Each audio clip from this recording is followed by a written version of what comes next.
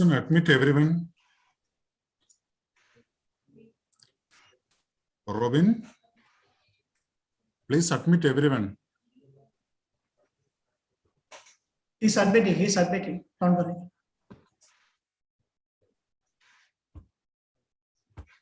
Manjupriya is not able to join. She's trying.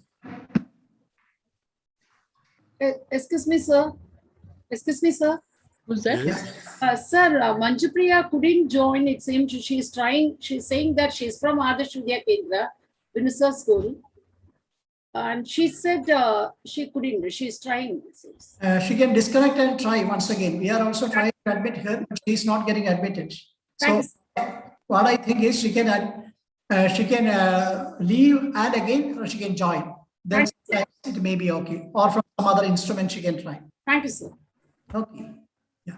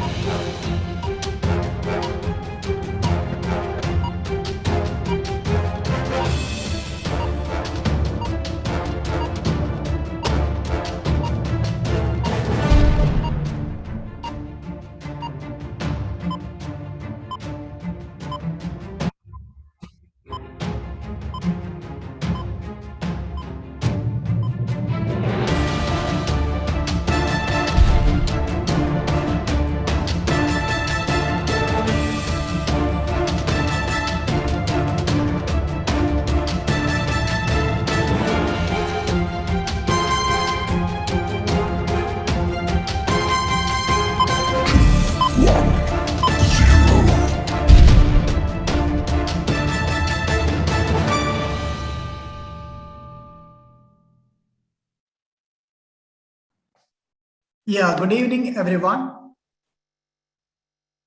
Panchatantra Planet is back with our 21st series of webinar. And this is the third in the Leadership August webinars. And today we have Chandrachud Gao to tell you about the mysteries of Subhas Chandra Bose. And you know, according to the history we were taught, according to that, today is the day we all learned as he died in a plane crash. Today is that day. I don't know whether you remember or not. So we hope Chandrachud sir will be able to tell us about his research. And to coordinate and moderate this event, we have a great educationist who is in this field for the last more than 40 years, for decades. And she is none other than, you all know, Anjali Rajdhan. And you know, she has led many very famous schools across the country. She worked as senior college lecturer, then moved as principal to different reputed schools in Mumbai, Kolkata, Hyderabad, and all. She had been associated with the Birla schools, Obel Reddy School, and all. And at present, she's the director and academic advisor for Solent Public School. And also she is very popular and live in most of the webinar series conducted at the national level as moderator or panelist or the resource person, etc. We got such a person as moderator for today. So my duty is to welcome Anjali Rajdhan to this and hand him to her for the moderation, welcome address, and coordinating the session. Over to Anjali, ma'am. Thank you. Thank you so much, Radhakrishnan sir, for that fantastic introduction. I hope I deserve that. All right. So, ladies and gentlemen, very good evening to all of you. and a warm welcome. It's my real pleasure to welcome you all to the Panchtantra Planets Leadership Series, Episode 3, which it is about Subhas Chandra Bose's death and the unraveling the mystery. And we have a wonderful person who is going to speak about it right in a few minutes from now. As Mr. Radhakrishnan rightly said, today is the day 18th of August, but it was something like 1945 when we heard about the plane crash and Netaji Subhash Chandra Bose, kind of dying. And so many years later, today we are unraveling his mystery. Let's see how it goes. So the Panchtantra Planet, I must tell you a little bit about this platform where we all assembled today. Is a wonderful platform to nurture and develop talented teachers, communities blended with values, teaching skills, technological skills by a team of highly experienced principals who are in the K-12 sector, who are mentoring and also monitoring them. And so it's a wonderful platform and a wonderful time to discuss this beautiful session. So I warmly welcome the Board of Directors of Panchtantra Planet also to this session today. And a warm welcome to all the participants who are here. I can see that the numbers are gathering out. To the principals, to the vice principals, to the coordinators, students, and of course, my dear students and the teachers who are all participants here and who are very keen to listen on this discussion. And most importantly, I warmly welcome our keynote speaker today. That's Mr. Chandrachud Ghosh, the author of Conundrum, Subhash Chandra Bose's death, unraveling the mystery. So I warmly welcome you all today right now. And I would request now Mr. Shaiju Nair to present the upcoming session that we have in the Planet Panchtantra. Mr. Shaiju Nair, would you please come? Very good evening to one and all. Panchtantra Planet, ever since we started Panchtantra Planet, we always try to bring the best sessions for our audience. Today, we are having the third session on our leadership series. And we are coming up with the fourth and final session of our leadership series of August. On 28th of August, we are having yet another wonderful session. The session is titled as Teachers as Instructional Leaders. The panelists, we have chosen as the best in the industry as well as the best academicians. Dr. Sarvesh Naidu, he is Executive Vice President of Prince Group of Schools, Kerala. The second one is Dr. Dheeraj Mehrotra, author, TED speaker, Principal of National Public School, Guwahati. The third panelist is Mrs. Hilary. She is a principal of GEMS Modern Academy, Kochi. And the session will be moderated by Mr. Santosh Kanavalli, Principal, Subhas Central School, Tirupur. We welcome and we request all the participants to join this upcoming webinar, and we will be keeping the registration form for the next webinar in our chat box. And I request all the participants to register in order to attend this program. Thank you.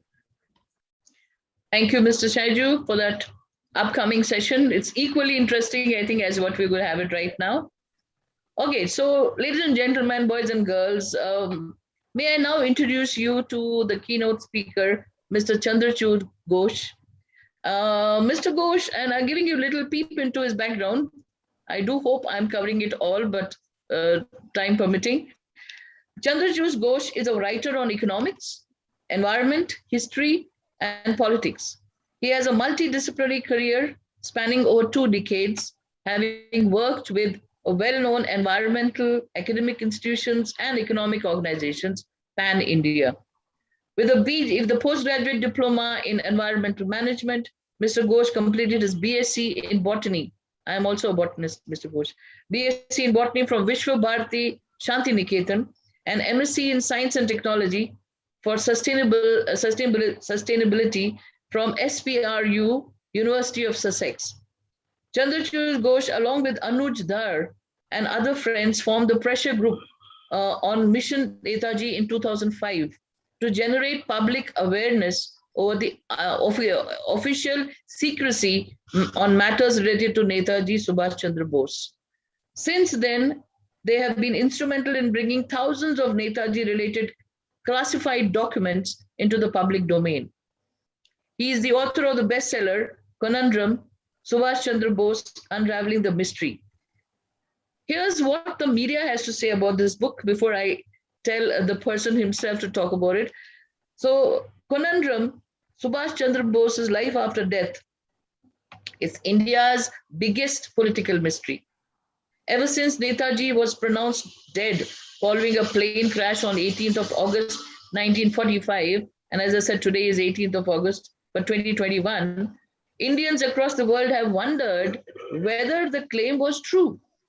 The government, however, decided to accept the story based on circumstantial evidence. For the first time, it's now conclusively shown in the book that Netaji lived on, having spent over 15 years in procuring and scoring through thousands of records from across the world, interacting with eyewitnesses and consulting experts. The authors came to a history-bending conclusion that is mostly unseen, unmanned man who lived in various parts of Uttar Pradesh from 1950 to 1985 and was indeed Subhash Chandra Bose. National Award-winning director Srijit Mukherjee, his movie called Gumnami is based on Conundrum. Long after he was reported dead, Netaji Subhash Chandra Bose continued to live a life worse than death, of virtual solitary confinement, penury, and misery, in the guise of a spiritual recluse who was later given the name Gumnami Baba in various parts of Uttar Pradesh. This is the shattering findings in this new book of investigative research, Conundrum, Subhash Chandra Bose's life after death. So I request now the author himself, Mr. Chandrachud Ghosh, to please come and address the session. Over to you, sir. Thank you, Mr. Razan. Thank you, Mr. Radhakrishnan. And I must thank Mr. Mukesh Shalat for inviting me, for associating me with this absolutely fantastic platform. So I must thank everyone involved with Panchatantra. It's a phenomenal initiative, and I'm really glad to be associated with it. And my greetings to all the principals, the teachers, and everybody, the seniors from the academic world present here today. And of course, I am looking forward, I'm most excited about being able to interact with the students, because students, you are the citizens of the future, you are the builders of India, of tomorrow's India. And it is absolutely necessary that you think independently, you see things away from the way they are presented to you. Don't get influenced by what you are being told. Learn to question. And as long as you are able to question and find answers for yourself, nobody can stop you. So that's very important. Now, today is 18th August. I guess many of you, if not all of you, would be on social media, will be on Twitter, on Facebook, Instagram, and you would be noticing that these social media platforms being flooded with wishes, show of respect on the death anniversary of Netaji. But if you would have also noticed that none such message have come from the Prime Minister himself, or the Home Minister, or the Defense Minister. So the absolutely top level leadership of the government have not issued, they don't. But it's the other people who keep issuing such messages. So that will tell you something about the confusion, about the dilemma that as a country we still face over the fate of this one single person. Now, why is that man so important that even after he vanished from, let's put away the question of whether he died or not for the time being, for the moment. And from 1945 onwards, he was not in public life. So that is the accepted truth, and that is the fact. Now, 1945, and we are in 2021. So 21 years in this new century and 55 years. So 76 years later, we are still talking about the man and what happened to him. Why is that man so important? That's the first thing. So a couple of minutes I will take to just tell you away from what you might have learned from the history books. Whenever we talk about characters, we think about stereotypes because that's how they are presented to us. So when you think about Gandhiji, you think about Satya and Ahimsa. About Pandit Nehru, you think about the builder of modern India, or heavy industrialization and all those things. In movies, if you are movie buffs, think of Iftikhar and you will think of a particular kind of character he all his life played. So, and Netaji, when you think about Netaji, he is always presented as the warrior, as the man riding a horse, and I mean, fighting the British, trying to drive them away. Well, that is partially true, but that is only part of the whole picture. That is not the entire picture. So what is so important about Subhas Chandra Bose? Subhas Chandra Bose, he was born in 1897 in Cuttack, and he came to Kolkata, studied in Kolkata, then went to England for his higher studies. And at that time, in 1921, he stood fourth in the Indian Civil Service, which in that age was called the Heaven-Born Service. The Heaven-Born Service, that means once you are inside that service, your future, your next generation's future are all taken care of. I mean, you don't have to worry about anything in life. But Subhas Chandra Bose was a man of different character. He left the ICS, he quit the ICS and joined the freedom struggle. And in 1922, he joined the freedom struggle. In 1924, he was packed off to far away Burma, where he spent 4 years in prison, away from the country. He came back, rose very quickly along with Jawaharlal Nehru as the leader of the youth. And the British government saw him as such a dangerous threat that he was forced to go to exile again in 1932. And next 5 years again, he spent in exile, away from the country, in Europe he spent. He came back, became the president of the Indian National Congress, couldn't go along. His ideology didn't match with those of the Gandhian Congress, that of the Gandhian Congress. So he proposed an alternative, tried to create an alternative to make India free. And finally, when the British government put him in jail again, and he saw that he wouldn't be able to do anything for the next 5 or 6 years as long as the World War lasted, he surreptitiously left the country. He hoodwinked the entire British intelligence single-handedly, left the country and went over to, he wanted to go to Russia, but couldn't go to Russia, so he went over to Germany and Italy. He set up a government there, started the process of raising an army. But when things were not moving fast enough, from there, he went over to East Asia, to Japan and Southeast Asia. There, he created a new provisional government of Free India and again raised an army. All this, I mean, one single man, it's unimaginable. Even today, it's a stuff that movies are made of. Even these are the kind of things probably we can't even imagine someone like Sunny Deol or Amitabh Bachchan doing if you're watching a movie. So it's unimaginable, unthinkable in that age what he was doing. I mean, hoodwinking the British government, their scores of their spies and police, and leaving the country in the dark of the night. And for the next 4 or 5 months, nobody knows where he had gone, what happened to him, until he appeared himself, until he made his own existence known again. So he created, as I said, he came to Japan and created the provisional government of Free India, raised the Indian National Army, which came inside the territory of India with the Japanese forces. And then the tide of the war turned, the Axis forces were defeated, the INA had to fall back, and seeing that the war was being lost there, he decided that he would go to a new theater where he would be able to raise a new phase of the freedom movement, of the freedom struggle. So with that aim, he boarded a plane from Saigon on the 17th of August. The plane reached from Saigon to, it reached Taihoku on the 18th.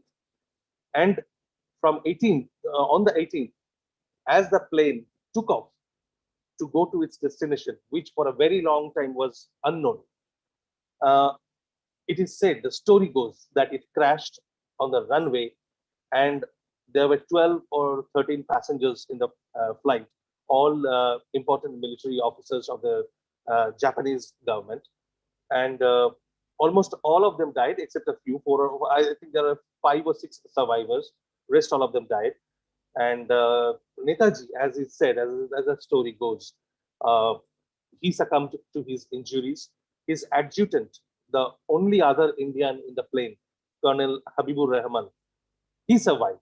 And he survived to tell the story. How convenient is that? I mean, one person who was traveling with him survived while most of the people were dead. And he came back to the country to tell the story of how Netaji died. Now, that is in brief Netaji's story. I mean, in a couple of minutes, as much as it is possible to say. And well, Netaji's other contributions is, which we unknowingly still continue to use in our daily lives, is the salutation, the national salutation, Jai Hind.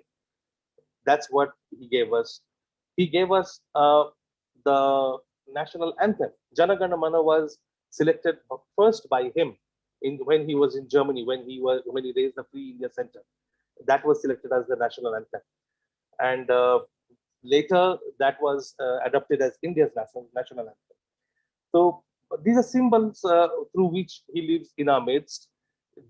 His indomitable courage, his clarity of vision, his vision for India's the upliftment of the poor, science and technological advancement, and his emphasis on knowing the imperative of knowing our own past, our cultural heritage, and being rooted in our history. All these made the man a very different kind who cannot be defined or restricted by any ism, I mean, capitalism, socialism, communism, fascism, all these isms cannot define or restrict him. So he transcended all these formulaic isms or definitions and stood as a man who has not been surpassed till date. Now, let me come to 18th August. The plane crash that I told you about, in which he allegedly died. Immediately, the British government sent teams of spies. The American government sent teams of spies. Spies, I mean, they were not secret spies or anything like that, but they were spies by profession. They were police officials, intelligence officers. The technical term is intelligence officers. So scores of them landed in Southeast Asia, trying to find out what happened to this man. Very easy, because nobody believed. Nobody believed. Neither the British Prime Minister believed, nor the Viceroy of India believed. And forget about common persons, most of the political leaders, even Gandhiji did not believe. So they went into a hunt, into a manhunt to find out. And everybody heard the story there, that the plane crashed and he died, but nobody could find any single piece of evidence that established his death.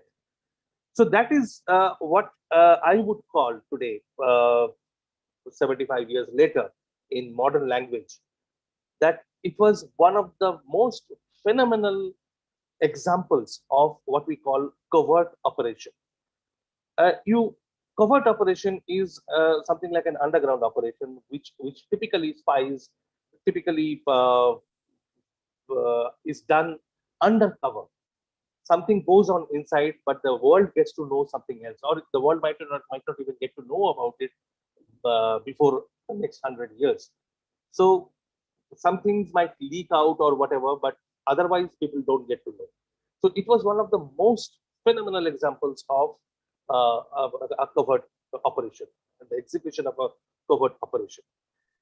Now, The government of India also wanted to find out because the people of our country were very keen to know the truth. So the government set up three inquiries. The one inquiry was set up in the 1950s. The second inquiry was set up in 1970s. But then in the 1990s, late 1990s, uh, the, the then government and the High Court of Calcutta and the High Court of Rajasthan, they decided when they looked at the evidence and they looked at the reports of those inquiries, they found that there are so many loopholes that although these two inquiries had decided, reached the conclusion that he had died in 1945, there was no basis for it. So the court asked the government to set up a fresh inquiry in 1998. And at that time, the Prime Minister of India was Atal Bihari Vajpayee. So Vajpayee ji set up a fresh new inquiry under the chairmanship of a retired High Court Justice, High Court Judge, Justice Manoj Kumar Mukherjee. And Justice Mukherjee investigated this whole thing for the next 6 years. And he reached the conclusion diametrically opposite to what the government of India had been saying, and what these two previous inquiries had found. He showed all the evidence and everything, dissected them, analyzed them, and he reached the conclusion that on that day, there was just no plane crash. Let alone Netaji dying in a plane crash, but on that day, there was no plane crash in Taihoku. So there was no question of him dying in a plane crash. So that was his finding. But for political compulsions, the government of the day in 2006 rejected that report. Rejected that report not because his logic was unsound, not because the evidence was not adequate, but because when the commission was set up, there were 4 tasks given to the commission. And those tasks in the form of questions were, is Netaji still alive? So Justice Mukherjee said, no, he is not alive. Did he have any evidence? No. He said, by the law of average, the average longevity of an Indian person, there is no reason to believe that he's still alive. So it was a conjecture, an educated conjecture. Second question was, did Netaji die in 1945 in the plane crash?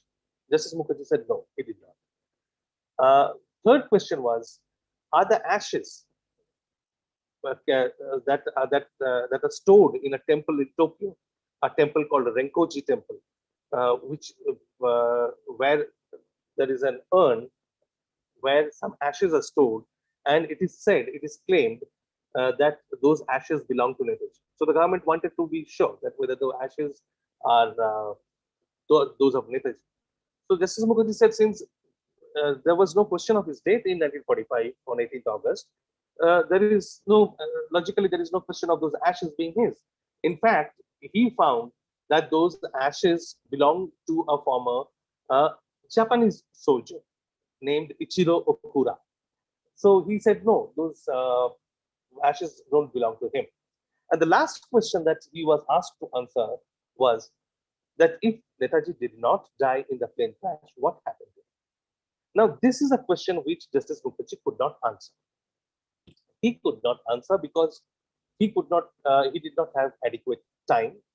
For him, 6 years was not enough, because the answer lies scattered all over the world, and he had to visit many countries. He visited the Soviet Union, the Russian Federation. Soviet Union had disintegrated by that time. So he visited Russia, he visited Japan, he visited Taiwan, he visited Burma, he visited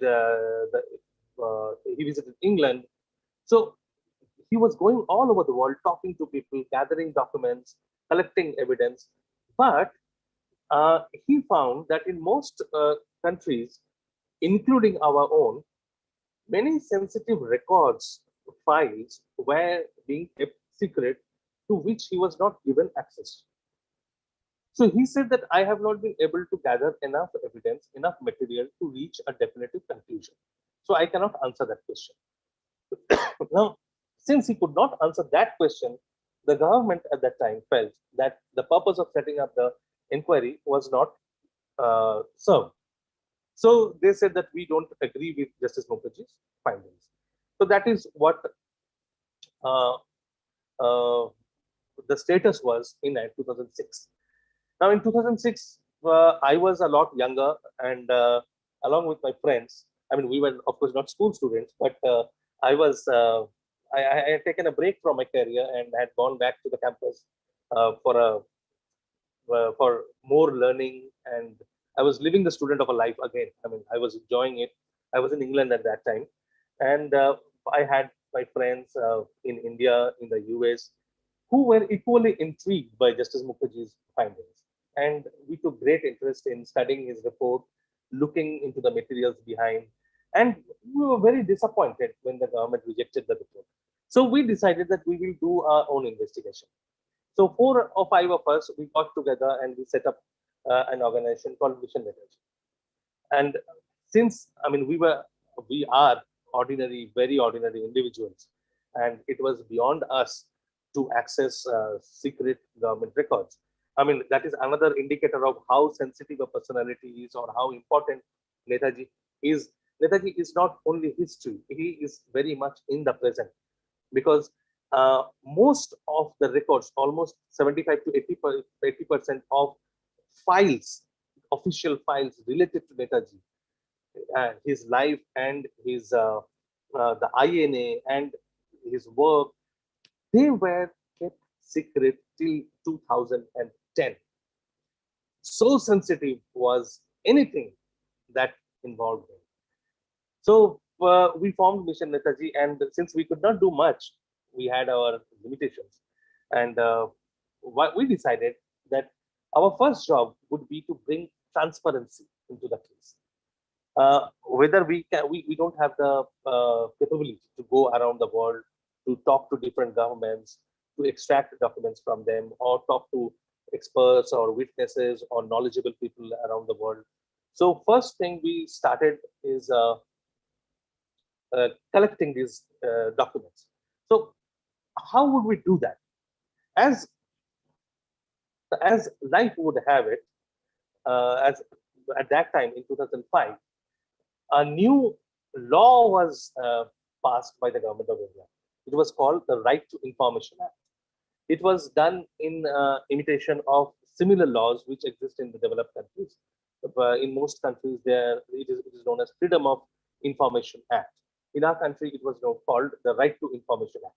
It said that all citizens have a basic right to access official government information, as long as it is not exempted by certain conditions. And these conditions were that if the release of that information results in enmity between two nations, then that information will not be given, or something very, very secret which cannot be divulged, that will not be released. So we started our campaign under that law, and we kept on hammering the government with questions.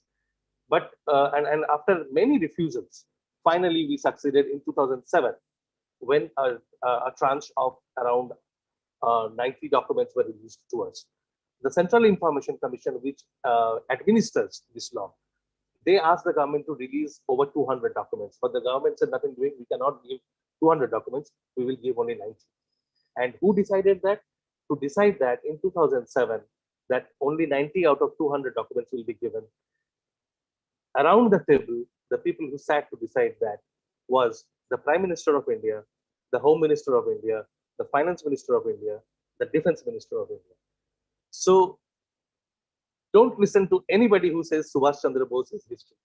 In 2007, the top echelon of the government sat to decide on this. Now we continued, and finally we had a big victory, very big victory. For the first time, a huge amount of 10 to 70,000 documents were released in 2010. And then another round happened when the new government under Modi ji came to power in 2015. So a lot of documents we have been able to bring out through our campaign, but still there are files which are kept secret, and we are trying to get them out into the open. Now, all this is the peripheral issues. You would be itching to know. I mean, why am I talking so much about it? Why am I not telling you what happened to the fish if he did not die? Well, the fact is that the starting point of this story is the story which was given out about his death. So what exactly happened after that, we have only been able to reconstruct sketchily. I mean, this is a pure detective work. This is absolutely detective work, and very meticulous, boring detective work where there is no incentive. No, this is not a James Bond. We are not James Bonds or those kind of secret service agents where there is a lot of thrill, a lot of adventure, a lot of action and kind of stuff. So we were just pouring through thousands and thousands of documents, talking to people. Fortunately, the world got more and more connected. Now, with a single click of a mouse, we can talk to people sitting thousands of miles away. We can uh, communicate with them now face to face. I mean, through all these platforms. 2007, we were already there, although it was not so advanced, but we were already there. So we were utilizing all the technological advances. We are studying the documents. We were writing to the archives of different countries and piecing together evidence. Now, all this was when all this was done, we had a credible story. Now, before I tell you that story, I will briefly tell you where we really got stuck. There were various theories about what happened to Nehruji. Some people said that he went to Russia and he was killed there by Stalin. Some people said that he was brought back to India and was killed by the British government. Some people said that he was bumped off by the Japanese. And some people genuinely believe that he died in the plane crash. But there were some other theories too. And the motive of these theories was that he came back to India as an ascetic, as a sannyasi. And this single motive took various forms, various stories. One of the most famous stories was that of a sadhu who lived in Bengal in 1960s in a place called Sholmari in North Bengal. And that became very famous. A lot of people believed, and even Subhas Chandra Bose's old associates, some of them believed that that man was none but letters. And then there was another story of a sadhu who came back to Bhopal, and some people saw him coming down from a chopper of all of all people, along with Hitler. I mean, so there was no end, there was no limit to ridiculous theories, absolutely fantastic hypotheses and claims. So we had to cut through each of these claims on the basis of evidence. What are the evidences? Now, while we were doing that, we got stuck at one story. There was a story when the Justice Mukherjee Commission was operating. Some people wrote to him from Faizabad. Those who are in Varanasi, they would know Faizabad. From those who are from the other part of the country, Faizabad is the twin city of Ayodhya in Uttar Pradesh. So a group of people wrote from there that, a person used to live here.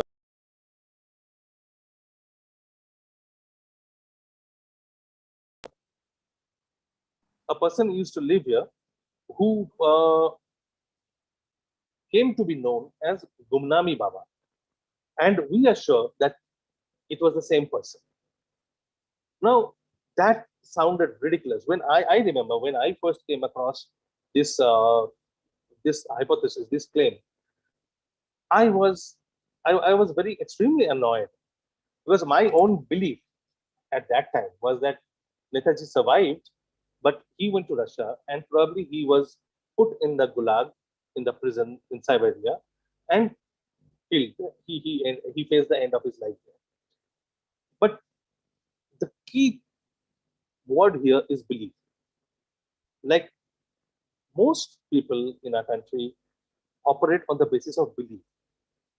And that is why they make wrong assumptions and reach wrong conclusions, because we believe what we like to believe.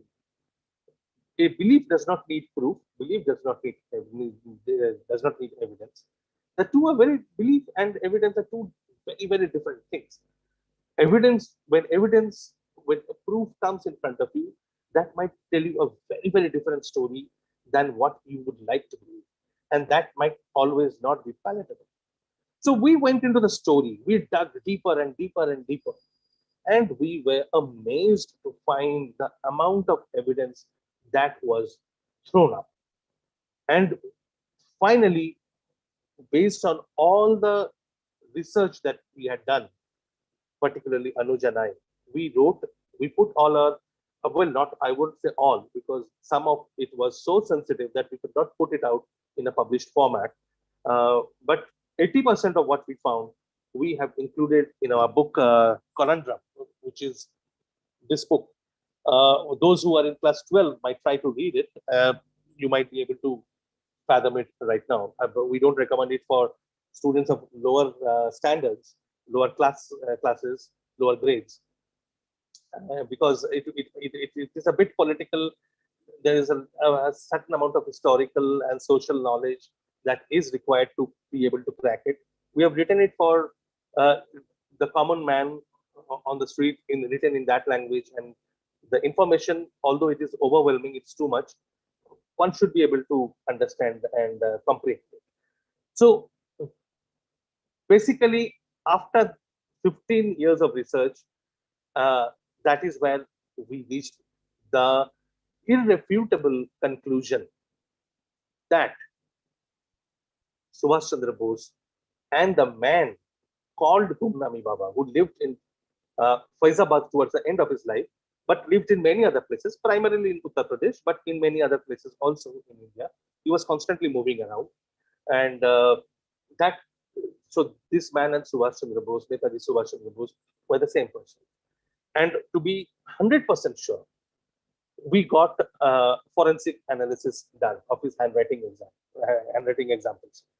So what we did, we took his handwriting samples and we took Netaji's handwriting samples of various years. We took Subhas Chandra Bose's handwriting samples from when he was say 30 years old, then his samples when he was 40 years old, and other ages, periods, and put them together and sent them to an American expert along with Gumnami Baba's handwritings, also over a period of time. Now, we didn't tell the American expert, anything about the background of these documents, about who we are talking about and all. All we wanted to know was whether these were the handwritings of the same person. The American expert is a consultant to FBI. So he follows the same methodology and FBI consults him, and he's a very well-known, one of the topmost experts in the US. And he had no knowledge of Indian history, Indian politics. And he said, in a very detailed and minutely documented report, he said that there is absolutely no doubt that these are the handwritings of the same person spread over a number of years. And he is ready to come and depose in front of a court to give his expert witness, his expert evidence as an expert that these are the handwritings of the same person. To be triply sure, we then send the same sets of handwritings to an Indian expert, one of the topmost experts in India, handwriting experts. And he, without knowing what the other expert had said, arrived at the same conclusion.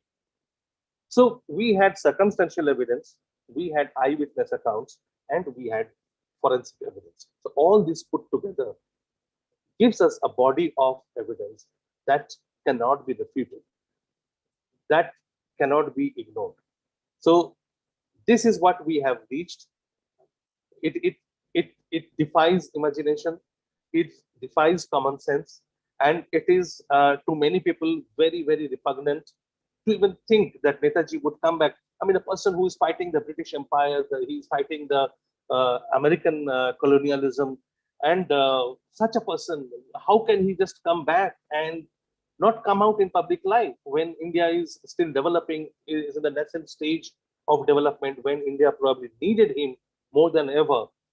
how could he not come out and take his rightful place in Indian politics? Why couldn't he lead the nation? These are very, very logical and questions, but there are no easy answers to them. So I hope through the following discussion, I will be able to give you some snippets. But that is what that's where I would stop in the introduction.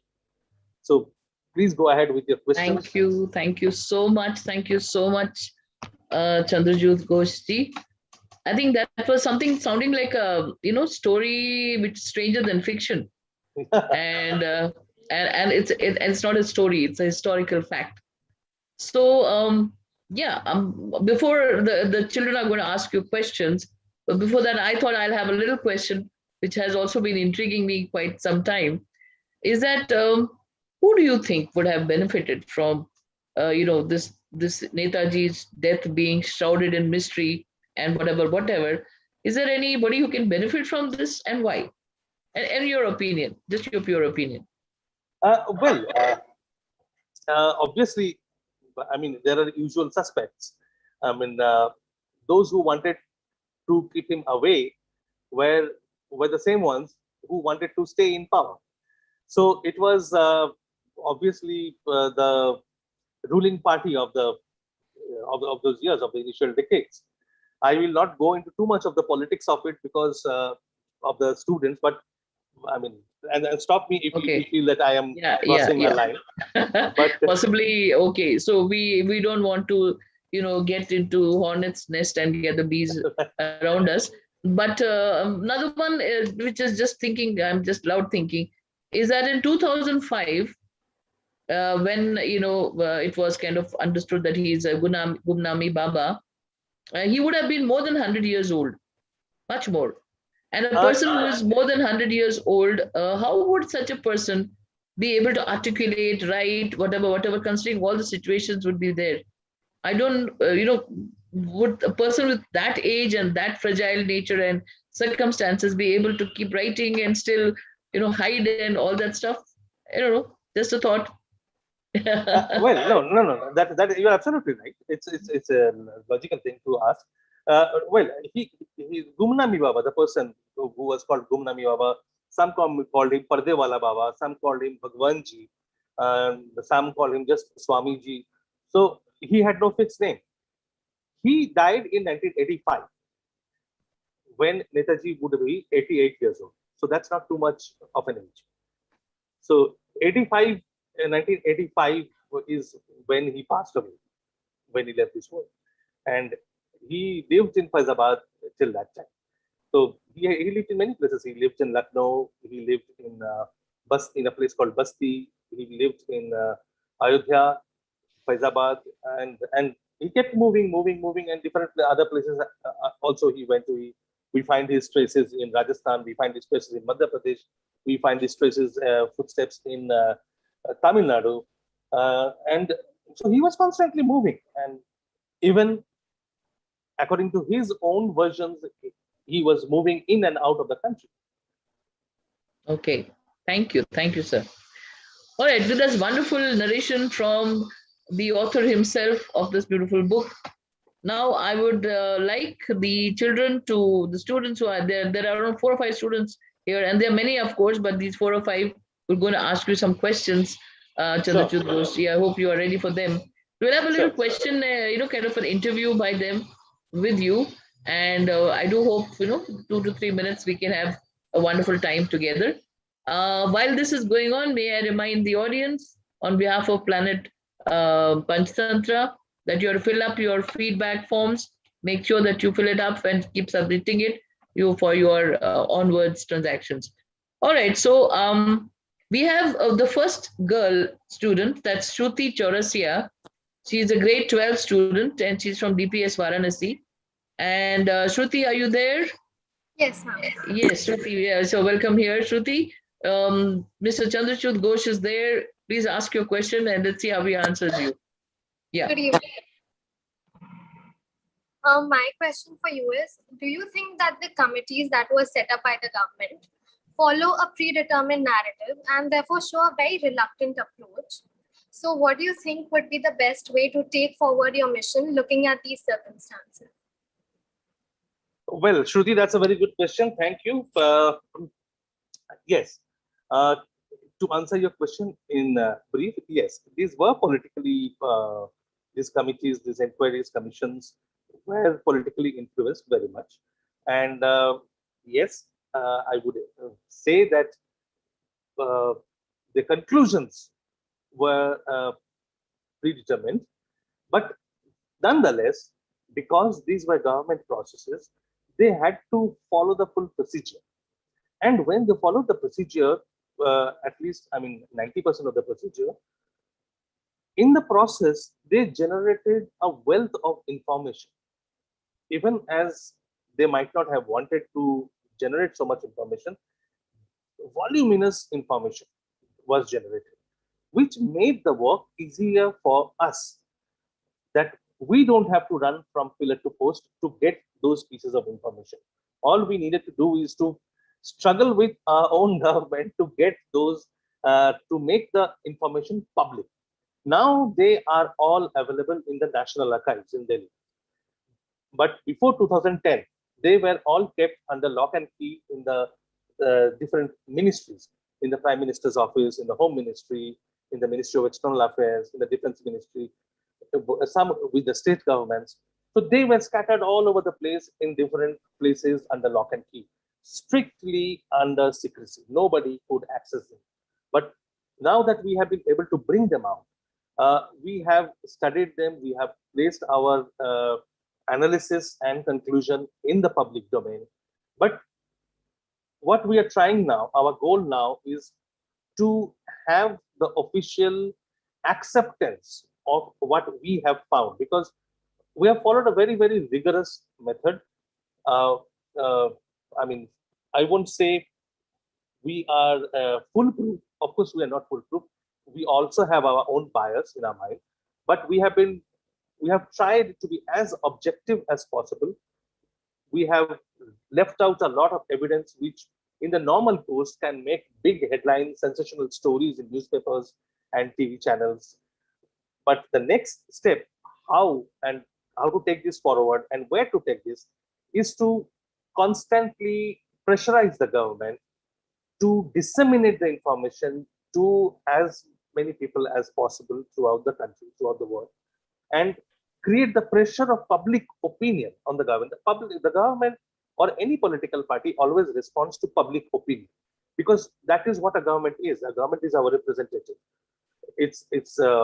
We elect them, they represent us, and when a demand reaches a particular threshold, the government has to listen to it. The government has to respond. So that's what we are trying to do now. Put the information in front of the government and raise awareness so that more and more people talk. I mean, for example, tomorrow when you start voting in your constituency, and when the local MP candidate or the MLA candidate comes to you to ask for your vote, you can tell that person, sir, I will vote for you, provided you assure me that you will raise the question in front of the government in parliament or in the assembly, that why is this case not being resolved yet? So that is another way of taking it forward. So we are working with people, with younger generation, youngsters like you, with such bright and brilliant people like you, who we hope will take this forward. Thank you, Mr. Ghosh. I hope that answers your question, Shruti. Yes, Yeah. Great. So we will move on to another student who is also in grade 12. She is Miss Manju Priya from Adarsh Vidya Kendra, Nagarcoil. So we request Manju, please come on the screen, and you have Mr. Ghosh to you. Please ask what you have to ask. While you are there, may I request the audience, if you have any questions, please reserve it, because after this 4-5 sessions, we are going to ask you the questions, or you have. So over to Manju Priya. Please ask your question. Yes. Good afternoon, sir. So I read an article regarding this mystery, and a question came up my mind. So actually, it was said in that article that Gumnami Baba's cremation was done secretly with the witness of only about 13 of his followers. So my doubt is that how did they manage to create Gumnami Baba secretly? Because he was praised by a lot of people. And even if those people didn't know that Netaji and Gumnami Baba were the same back then, how did they allow a secret cremation, that too not in a designated crematorium, but way far than the main Gupta Ghat where usual cremations take place? Well, Netaji's life is full of stories which would beat hands down the James Bonds and the Jason Bournes of the world. He is not the typical macho hero who runs around in bikes, super fast cars, or planes, but with the use of his brain, he has achieved things which are unfathomable for us even now. And even after death, that tradition continued. Now, when he died in 1985, the news spread very fast that there is a suspicious person, a sadhu, who has died, and his disciples are not letting people see his body.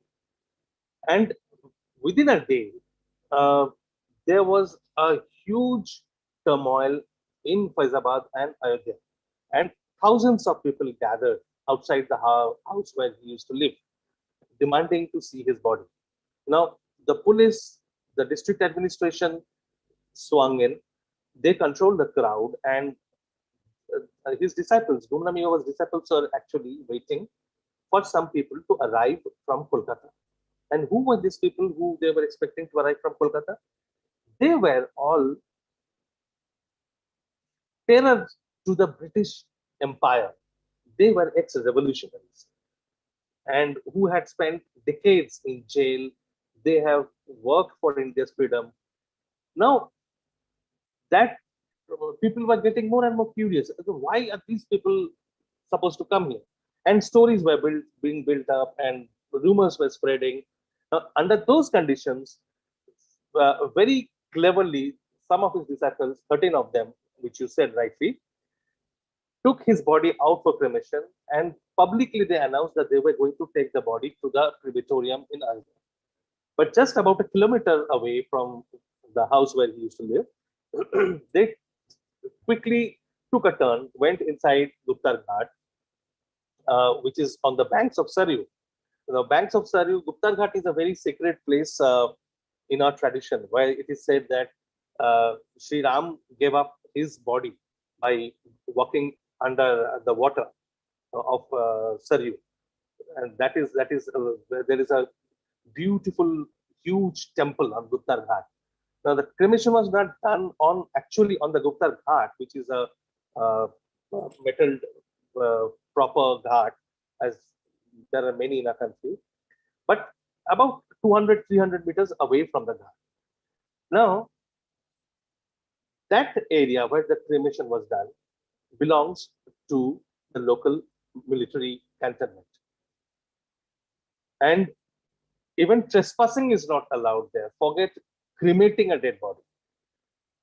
So, in the full view, and as the body was taken, the PAC, the public armed constabulary of Uttar Pradesh, their vans followed the dead body being taken.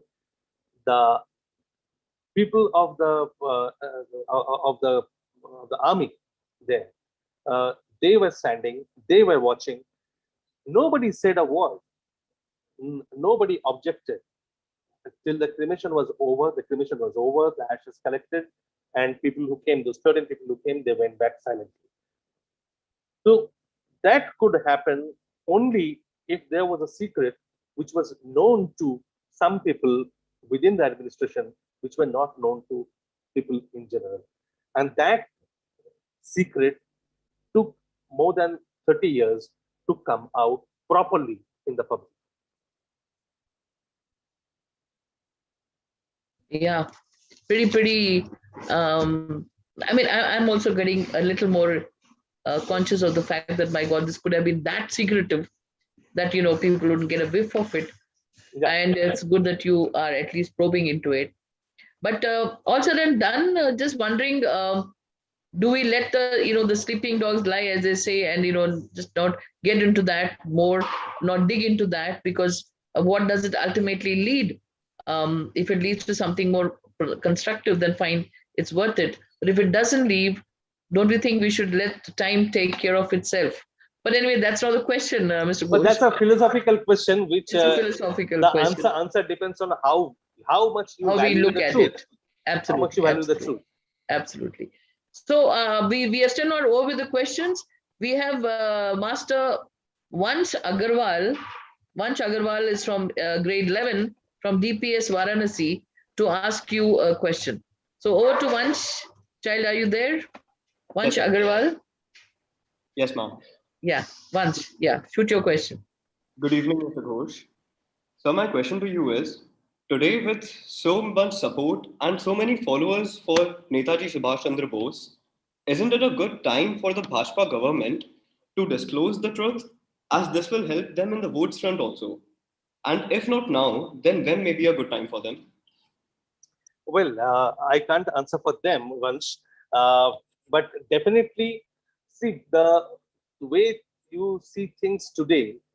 It was very different when we started our work and campaign. And when we started our work in 2005, there was no Facebook and there was no social media networking around. Uh, we used to chat through Yahoo chat rooms and then Yahoo group mails. Then in 2006, we moved on to Orkut. Orkut gave us the first platform where we could connect with a wider population.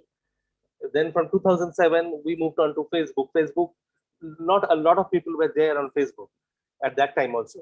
So when we started putting out our findings bit by bit, people used to call us crazy. There were a lot of people who would just call us mad fellows. I mean, what are you talking about? You don't even know what you're talking about. But gradually, when it's that's what happened with dissemination. That's the importance of connecting with people, communicating with people. When you put out structured, logical information in front of them, today or tomorrow they will see the fact behind it. Today or tomorrow they will appreciate if your efforts are genuine, if you are sincere in your efforts, they will see that what you are trying to say, there is some element of truth behind it. So now that you see a lot of people on social media talk about Netaji, they post Netaji's photos. I mean, if not anything else, they will just come and say Jai Hind and Jai Netaji and post something and go away. Even that mass, that volume was nowhere in sight in 2005-6. So we had to build it gradually, and it works in in a chain effect. It works from one person to other. That one person we influences five other persons. So it's exponentially it grows. And over the last 15 years, it has grown to a volume where uh, before the 2014 election, this became sort of an issue when then uh, one of the opposition leaders and now the defense minister, Rajnath Singh, had to promise that once they came to power, they will look into this matter. And as soon as Narendra Modi came to power, he was aware, he was very much aware of the work we had done. So he called us to his house. We went to his house, and with the Bose family members, he sat with us, and in front of us, he made the announcement that his government would declassify, or in easy words, make public all documents and all files related to Netaji. And that he promised us, sitting there in the garden of his house, that he will personally talk to all the heads of the other countries which are related to this matter. So there are still a lot of gaps. The promises have not been kept and only partially kept. But we genuinely hope that he will fulfill his promise. And politically, there are benefits. Politics is a very complicated, complex game, and then there are ideological issues also. Because once the truth starts coming out, nobody can stop it. And when this flood of truth washes away everything, a lot of statues will tumble. A lot of people whom we have glorified, deified, they will fall. Now that is a risk, that is a call which a government of the day has to take. So we hope he will see the reason behind it and will do it before the end of his term. We'll keep our fingers crossed, Mr. Bose, and let's hope that there are not too many ruffling of the feathers. But We are let's used see to how it. We keep doing it. we keep doing it. You keep trying it. Okay, so that was Vanch. I suppose you got your answer. We are moving over to. Thank you, Vanch. We are moving over to Miss Sarvada GS. She is also in grade 12 and from Adarsh Vidya Niketan at Nagarkoil. Adarsh Vidya Kendra at Nagarkoil. So, Sarvada, are you there? Can we have your Yes, question? ma'am. Give a tough question to Mr. Ghosh. Let's see how he answers it. Yes, All ma'am. right, so over to Sarvada. Good evening, sir. I have read the book Conundrum and I have also watched the movie Gumnami. So, Oh, wow. according to the information collected, my question is that Netaji disguised as Gumnami Baba and he chose the path of spiritualism, right? Ever since his death in plane crash was a staged one, I also believe that his death as Gumnami Baba was staged too. Because Netaji is a pioneer of tactics. Even though there are evidences about his death in 1985, the DNA tests were matched in the US, but in India, the results were mismatched. Indians can obey only what the Indian government says, right? So, being a believer in science, I think that he could have time traveled and he would return when an anti-Indian activity occurs. I know this might sound funny, but he made a transition from being a vigorous patriot to a monk and he learned many tantras. Since he decided to follow spiritualism, I strongly doubt that there are chances of him to time travel. So, sir, I'm not trying to be off topic because a lot of unknown things are happening in the world and it's not new for the governments to hide the facts, right? So, sir, I request you to share your thoughts with me, sir. Okay, Sarvada. That's a good question, and it's good that you asked these questions today. And I'm sure a lot of other people will also be thinking in same lines. Now, let me tell you a couple of things. One which I had already said when I was speaking initially is that we have to be very careful in differentiating facts from belief. One is our belief, our faith. Another is fact. Now, the society, the country, and the larger world where we live in today, you cannot go to a courtroom and say that I can claim something on the basis of something supernatural. Uh, the system, unfortunately, doesn't work like that. Now, as you said that you don't believe that Gumnami Baba or Netaji died in 1985 and he might have staged another escape. In 1985, he was 88. Now, there is a limit to human body. I mean, there are, of course, plenty of stories where yogis, Siddha yogis, rejuvenate and continue to live for 200 years, 300 years, 500 years. But, I mean, have you seen anybody or do you know anybody who has seen anybody? These are claims in the supernatural area. We people called ordinary common people like us do not have access to that kind of knowledge. So it is rather presumptuous of us to be entering that area and claiming that we can speak on those of which we have no direct knowledge or expertise. So, there was no DNA test done. You claimed a scientific spirit, a scientific belief. I mean, your faith in science. Of course, that's how it should be. It should be rational, science-based approach. No DNA test was ever done on the ashes, neither on Gumnami Baba's ashes nor on so-called Netaji's ashes in Tokyo.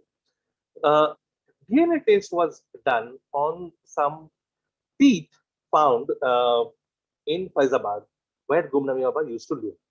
Now, DNA was extracted from it. The Mukherjee Commission, which was investigating the issue, they collected those seven teeth. they were found in a small matchbox. They sent the teeth to one laboratory in Hyderabad, the CDFD, and the CDFD ran some tests on 2 teeth. They extracted the DNA from 2 teeth and ran some tests, compared the DNA with the DNA of Netaji's family members, Netaji's members on Netaji's father's side, members on Netaji's mother's side, the descendants on those 2 lines. And they couldn't reach a conclusion. So CDFD said, we can't reach a conclusion, inconclusive results. So the teeth were sent back to the commission. So the commission sent them back to another laboratory, this time in Kolkata, the Central Forensic Science Laboratory, which is under the PMO. Now, not under the PMO, the Ministry of Personnel, Department of Personnel. So what the CFSL did, CFSL also followed the standard procedure. They extracted DNA from the teeth, compared it with the DNA extracted from Netaji's maternal lineage and paternal lineage. And they said that, okay, we have found conclusive evidence that the DNA doesn't match. So Gumnami Baba and Netaji cannot be the same person. Now, this logically, scientifically, rationally should have been the end of the debate. Because if the DNA doesn't match, there is no question of the 2 people we are talking about being the same person. It cannot be. But as in politics, as in covert operations, everything that appears in front of you need not be the truth.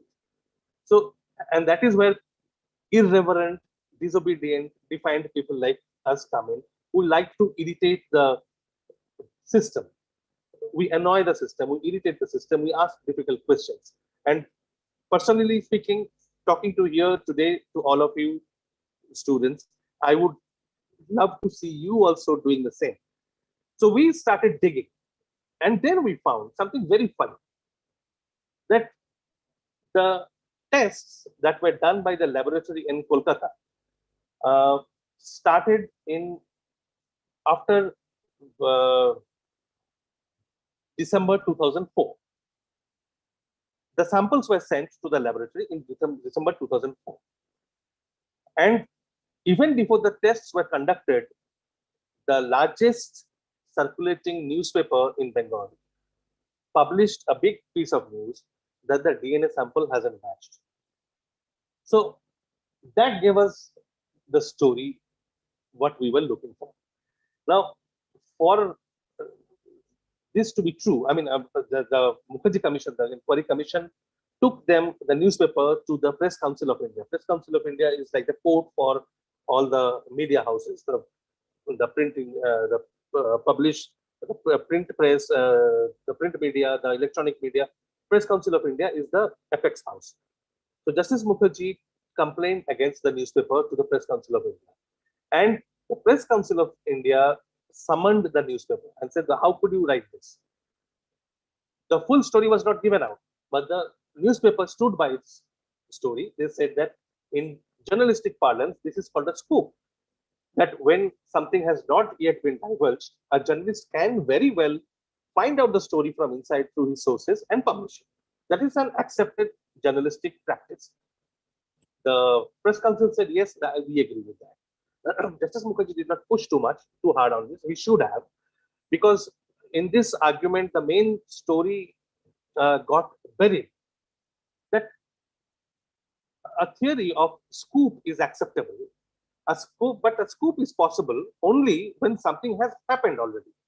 So, for example, today, whatever is going on in Afghanistan, one journalist in India gets something sensational from the Indian embassy inside Kabul about a decision they have already taken, but which has not been made public.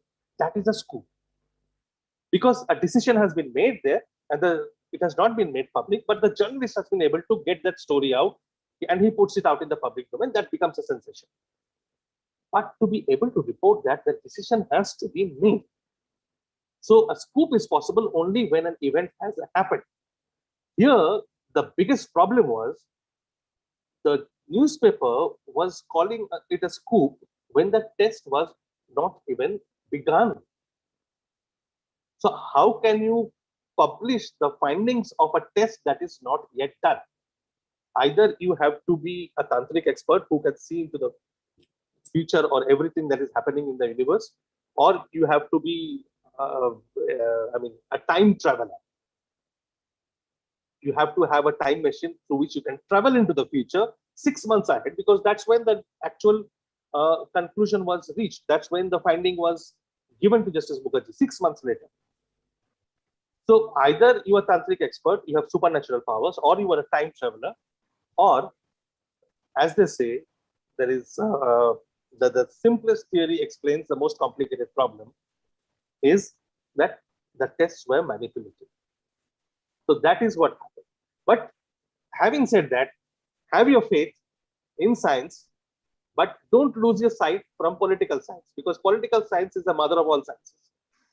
So keep your eyes open, have faith, ask questions, be logical. That's great. That's great. The search must go on, and let's hope we find some answer someday, maybe by the little kids who are asking us right now. Fine. So we have we have the fifth question and the last one from Master Arush Tiwari from Gate 11 from GPS Varanasi. So Arush, are you there? Yes, you can there. I can see you. Arush, please ask your question to Mr. Ghosh. Good evening, sir. Good evening. Sir, you have mentioned in the book that Gandhiji and Nehruji both have tried to suppress Netaji at various places, whether it is the Congress sessions or his role towards independence. Sir, according to you, what could be the reason behind this, as Netaji was also thinking of the betterment of the country? Well, politics is a very difficult and complex field, and not everything that appears in front of you is really or actually like that. Now, Gandhiji and Panditji and Netaji were very different individuals with different points of view and different ideologies and different ideas about India. So we all think about the betterment of India.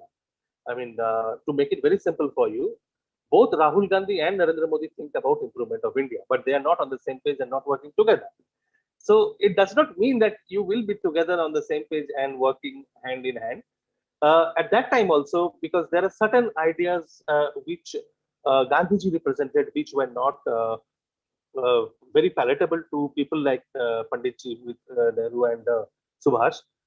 And conversely, there were things about Subhas which were not acceptable to Gandhiji and the Gandhian high command of the Congress party at that time. So it's politics is about power, it's about control. And when you want to have control over a movement or the people of the country, there are certain steps that you need to take. And that is, Subhas threatened not only the Britishers, but he threatened the traditional Gandhian politics also. So he faced that opposition from both sides. And but at the same time, you have to remember, having everything said and done, Gandhiji was a great admirer of Subhas's many qualities. And Subhas is the person whom Gandhiji missed the most when he was left with no choice other than the partition of a country. And that is when he started realizing, feeling when the importance or the value of Subhas. But unfortunately, there was no going back at that time. And about other leaders, there were bigger calling at that time. The transfer of power was happening. So better days, Achhe Din, as you say, for many of them, where the lure of Achhe Din was much bigger than, other aspects, moral aspects and all. I will not go into the politics, which is not the platform. But overall, that is the rough and overview answer to your question. Great. That was very nice of you, Mr. Ghosh, to have so patiently answered such intricate questions from our youngsters. And I think the questions were fantastic. And they've done a lot of homework before asking you questions. So that speaks volumes. I'm very happy to see that at least a couple of them have read Conundrum. Yes, And I'm very happy about that. they read, and I think it's part of history anyways. But what a nice feeling that to have you there and discuss details of that, and the search is still going on. In fact, even when I was a school kid, even I started reading on the same lines. And as these kids are kids, the same history is repeating. We still not found the answer. We hope that as these kids grow up and they have kids and grandchildren, maybe by that time the answer would be known. No, I would say that we are fairly confident that we have the answer today. We have the answer. We have the answer today. The answer needs to be completed because there are many. It's like a jigsaw puzzle. Certain pieces are missing. Those pieces have to be brought back. And all we now need to do is to have the official acceptance of the answer. So it's a jigsaw puzzle. And let's hope that puzzle someday unravels and we get the truth. This was questions from our students here. I do hope that there are any questions from the audience. If there are, would you like to please present your questions? Radhakrishnan sir, is there something that is there from the audience who would like to ask anything? Please ask. This is the time to catch Mr. Ghosh and ask. Yeah. Yes. If the audience want, they can ask. It's a time. They can unmute and ask. Yes. So we'll give a couple of minutes for the audience questions. And while you all are thinking of what questions to ask the audience, may I remind you that you please fill up your feedback forms if you want your certificates from Panchatantra Planet. Keep filling it up and submitting it, and you'll get it. Yeah. So, I think there are no questions. I think so because nobody's. Okay, so there are. If you have questions, I'm sure you can directly ask Mr. Ghosh later on. And please feel free to get in touch. Please feel free, ask him questions and take a little teet because there are certain questions which need not just one question, but they need they have a lot of entangled questions, and then that's where you get satisfied with the answer.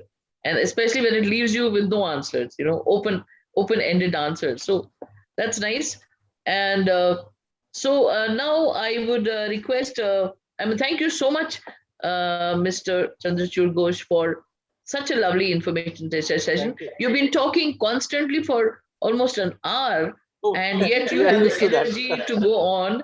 And that's a wonderful gift. I think we have it, being an author and being an environmentalist also. So wish you all the best, and thank you for being here.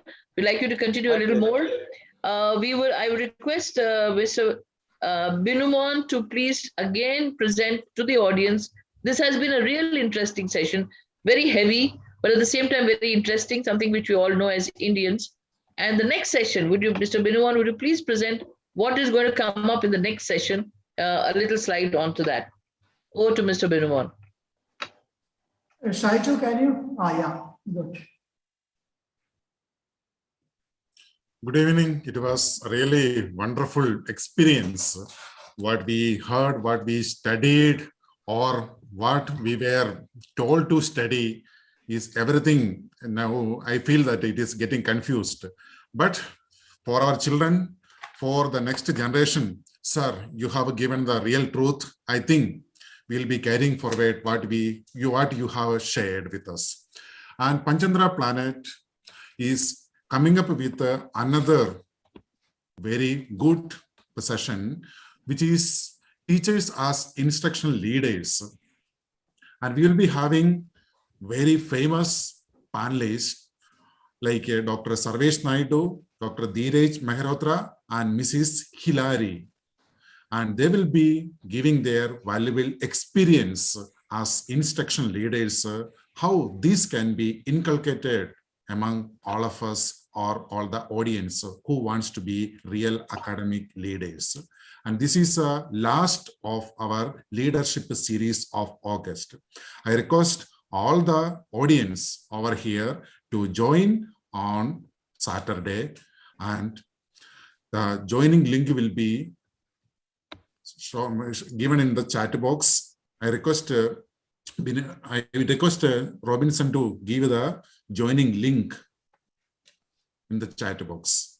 Thank you so much. Thank you, sir. Thank you so much for again reminding us. I can look forward to the next session. I'm sure we're all going to be there. May I now request Mr. Radhakrishnan to wind up our session by giving a word of thanks to everybody who's been here, including Mr. Ghosh. Over to Mr. Radhakrishnan, sir. Yeah. Yeah, what a wonderful, amazing session we had. It's really amazing because we have given the title Unraveling. It really unraveled. Whether the authorities or the government unravels or not, you have unraveled. Because we were all forced to learn certain things. And as we all know, history is always with the victors. And that continued in the case of India also after independence also. Whomsoever came to power, they decided to an extent to have a history in favor of them. And every time that continues, even now, whomsoever are in power, they are trying. But whether the real history will be taught and when it will be taught, that's the big question. And we don't want any political debate. Still, I'm telling what happens is, when the real history of the world, whether it is India or of the world, will be taught, when it will move away from the victors and when it will reach to the history of common people, their living style, their life, their troubles, their struggles and all. And I can very clearly say that Chandrajot Ghosh is such a historian. Even though he mentions in his profile as what I can say, biographer, I call him a historian. Because 15 years he spent to bring out the real history. Away from what the politicians define, what the victors define. Whether it is the past or present administration. Because whether it is the past or present administration, what happens is, they are not ready to disclose completely and declare to the world that this is the truth. But people like Chandrajot Ghosh came out, taking it up as a challenge and telling the world this is the truth. And time and again repeating it. That is called courage. That is called valor. And today's session was amazing, Chandrajot sir. From the chat box also I could make out people are it's very insightful. And being a history student, I'm a postgraduate in history. So being a history student, I can also understand how much struggle you might have went through during the last 15 years to get the documents from the iron hands, iron fists of these administrators. But still you went and you brought it out. Hats off to you. That's what I want. Hats off to you for today's session also. And also the next important thanks goes to Anjali Rajdhani. There is no need for me now to tell you she is a voracious reader. When Mukeshji taught me that Chandrajot Ghosh is coming on our platform with his book and he is going to unravel, I was thinking whom I will call as a moderator because he entrusted me that work. He told, okay, now you coordinate, I invited you. Then I was thinking whom I will call because I want a person who read the book and also who is a voracious reader, who knows history, who knows the background. Then to my mind, it came Anjali Rajdhani because I thought who else can do it in a better way? And the way you moderated, ma'am, I can say from that, it was really amazing because you could connect what Chandrajot Ghosh was telling and also what type of questions they were putting up. You could coordinate it, connect it well because linking in a discussion, linking is very important. And that part you could do amazingly well. So thank you so much, Anjali ma'am, for coming over here and helping us to moderate this session because that added, what I wanted to say is that added color to the presentation of Chandrajot Ghosh sir. Much. Thank you so much, sir. Thank you so much. I also will agree to that, right? Thank you so much. And just a few little words that I talked with Mr. Chandrachud gave me a lot of insight and we have a lot of commonalities. Yeah. One is that we are both same subject people. The second one is that he's also in Hyderabad, I'm also in Hyderabad. And the third is, well, he's from Bengal and I've been there in Bengal for the last 21 years. So I guess a lot of connections and that made an instant touch into him. I Thank hope you, to sir. see you soon. I hope to see you very Yeah, soon. let's hope. Yeah, that's why. Definitely. Anjali ma'am, I was telling. That's why I chosen you as the moderator, because Thank you, sir. I know the background. You can connect it well to everything. Thank you. Next, my thanks goes to DPS Varanasi, the management, the principal, and the teachers, and also the students and their parents who came over here and being part of this program asked a few excellent, insightful, brilliant questions to Conundrum coach. And those questions helped him put out more points, more of his research. So I thank students and parents and management of DPS Varanasi. Next, my thanks goes to Adarsh Vidya Kendra Nagarkoil. Its management, principal, parents, students, and teachers who allowed the students to participate and prepared them to ask questions. And they also put up amazing questions, and that helped Chandra also again to come out with his research points. So thank you so much, Nagarkoil management, students, and parents, and teachers, everyone. And finally, my thanks goes to each and every participant who came over here. And I know very well, readers are very few currently. Most of them wanted to watch some TV news or what I can say, or some movies and all. But the real readers are very few. And people forget that readers can only become leaders, because many people ask me, you are talking about leadership series, then why an author is coming talking about a book?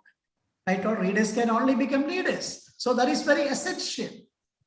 That is one of the fact today is, even though we call principal or leaders or teachers and all, very few people read.